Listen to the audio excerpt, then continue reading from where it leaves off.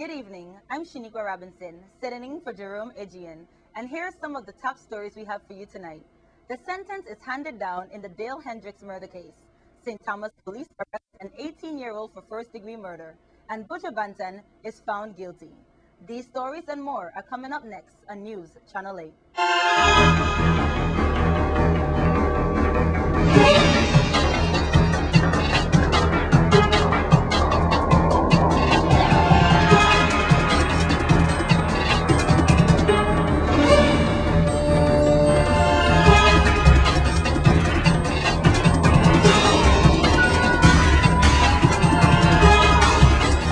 In our top story tonight, it was a packed Superior courtroom and emotions ran extremely high as Jeremy Davis Shuck finally was sentenced for voluntary manslaughter for brutally attacking 28-year-old Dale Hendricks on Company Street nearly 3 years ago. News Channel 8's Wes Small files the exclusive report with Dale's mom.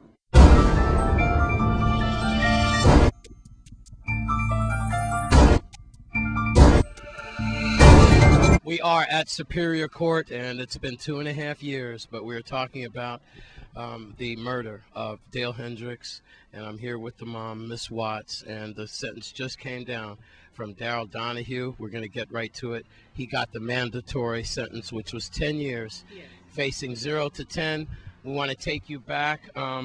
It was June 11, 2008, that Dale was murdered.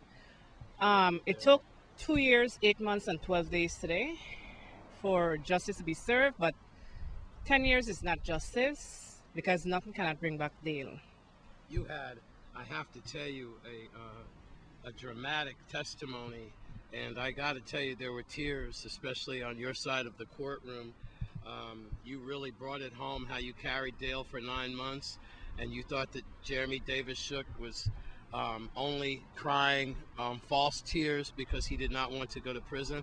And even Judge Donahue echoed, just like Attorney Cedar, the prosecutor, that he is not really looking towards rehabilitation at this phase, and he needed the maximum 10 years, and that's what he got. Were you happy with the sentence? Yes, I was. I was happy with the sentence. Chuck Davis, he just sat there. He is talking about everything himself, not what he did to Dale.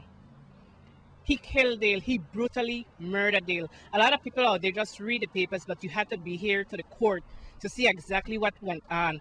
How he sucker punched him, he turned away. They told him to leave. He come back again. He hit him again, and he was down on the ground. He stomped on his body. He punctured his lungs.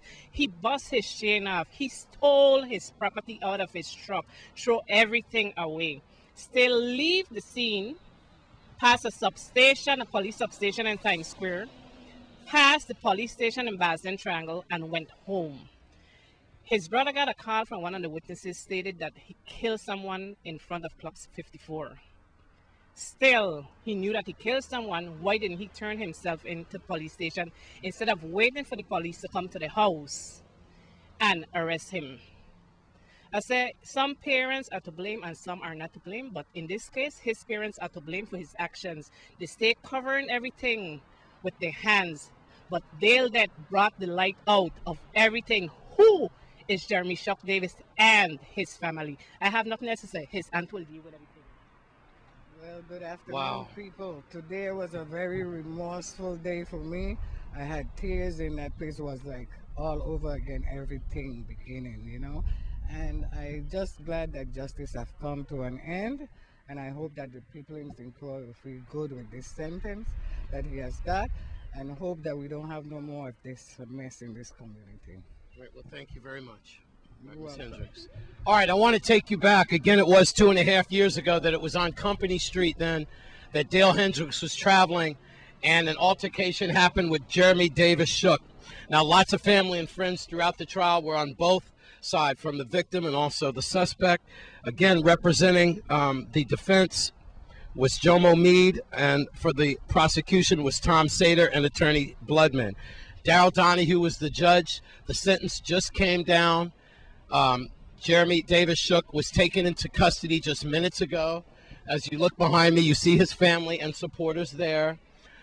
They were shaken up during the trial, some tears, Some had to be escorted out of the courtroom, but he was taken in immediate custody.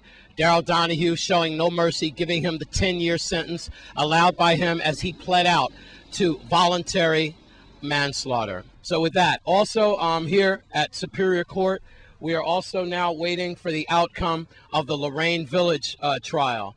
That in its 17th day. A lot of people believe that the jury is deadlocked right now. So I just talked to Attorney Marshall Webster along with Marshall Joseph, Amelia Joseph, waiting for their client's decision on whether or not they will be found guilty in that. So a lot of action going on today at Superior Court, but at least one case has come to an end. Jeremy Davis Shook got the maximum, 10 years, voluntary manslaughter in the death of Dale Hendricks.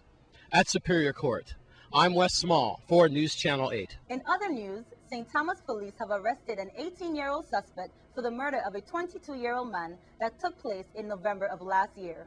Let's go to VIPD spokesperson Melody Rains with more. Police on St. Thomas arrested 18-year-old Shaquem Freeman shortly after 9 p.m. on Tuesday, February 22nd, and charged him with first-degree murder. Freeman was arrested on a warrant issued by Superior Court of the Virgin Islands Judge James Carroll III.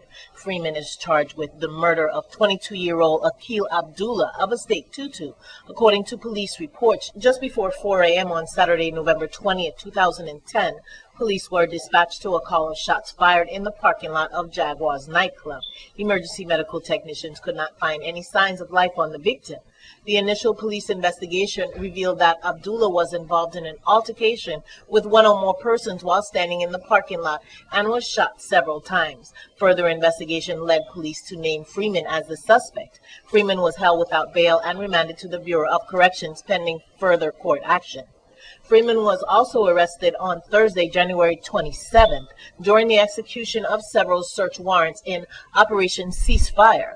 Based on those warrants, police arrested 20-year-old Elroy Faulkner of Estate Anna's Retreat, 18-year-old Shaquem Freeman of Boboni Housing Community, and 22-year-old Vincent Thompson of Waterbay Condos in connection to a January 12th incident near the Boboni Housing Community where the suspects opened fire on several individuals and eluded officers in a high-speed chase. The gunfire severely damaged several cars. The suspects were positively identified as the shooters, and they were arrested and charged with third-degree assault, use of a firearm in the commission of a crime of violence, reckless endangerment, destruction of property, and aiding and abetting. At the time of those arrests, police alluded that more charges and arrests were imminent. The VIPD and the community needs your help in finding several missing people in our territory. News Channel 8's Wes Small has the story. All right, we are still looking for a lot of missing people out there. It's amazing how we're so small in our territory and population, but people can still go missing.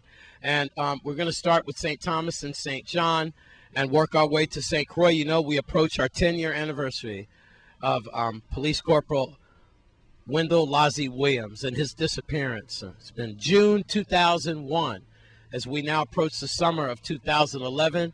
Hard to believe it was just yesterday since Lazzie's been missing, a whole decade. And I still say that we will be under a black cloud, especially as violence and chaos is concerned, until we find the whereabouts of one of the VIPD's own. How could he just disappear into thin air? And then I talked to the daughter, I believe it is, of Nicholas Felix Garcia the other day. And it's been March of last year, 85 years old. And it's amazing how Mr. Garcia just disappeared. Remember that people thought there was sightings of him in Campo Rico, Cal Cahoon. We understand it was a gentleman who kind of looked like Mr. Garcia, so that could have added to the confusion.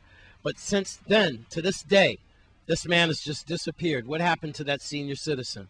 85-year-old Mr. Garcia. With that, let's go to VIPD Public Relations Officer Melody Rames with more. St. Thomas St. John Water Island Police Chief Rodney F. Carrad Sr. sent out an appeal to the public for information on several persons who have been reported missing in the St. Thomas St. John district in the last 5 years. He said the families of these individuals are still wondering what happened to them and they need answers. Any information on where these individuals were last seen or who they were seen with may assist in the investigation, Chief Carrad said. said. The missing individuals are Canute Joseph, last seen on February 19, 2009, when he was 45 years old. Akila Shorty Charleswell, last seen on August 12, 2009, when she was 26 years old. And Carell Nikki Brady, last seen in November 2006, when he was 41 years old. And Gerard Arthur Nicholas and Penny Louise January, who were both 44 years old when they were last seen on May 2nd, 2008. And St. Croix Police Chief Christopher Howell also reminds the public that information is still needed on the whereabouts of several St. Croix missing persons. These include Isaac Robbins, who was last seen on January 29, 2010. He was 20 years old at the time, and also Nicholas Felix Garcia, who was 85 when he went missing on March 21, 2010. Chief Howell said information is still needed to locate these missing persons and others who were last seen on St. Croix, St. Thomas, or St. John, including the disappearance of St. Croix Police Corporal Wendell Williams, who was last seen June 2001. Chief Howell said the families and friends of these missing persons deserve closure. If you know anything about these disappearances, please call the police or Crime Stoppers, USVI, Chief Howell said. On St. Thomas, St. John, and Water Island, contact Chief Carrad at 715-5548.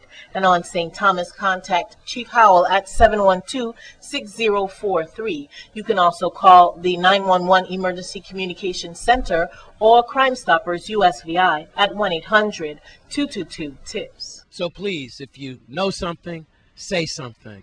Call 911 or 778-2211. Ask for the Investigative Bureau or call Crime Stoppers 1-800-222-TIPS. Where's Lazi? Where's Mr. Garcia? Where are our loved ones, and how could they just disappear? At Ann Schrader Command, I'm Wes Small for News Channel 8. Coming up next, the latest news on Buju Banton.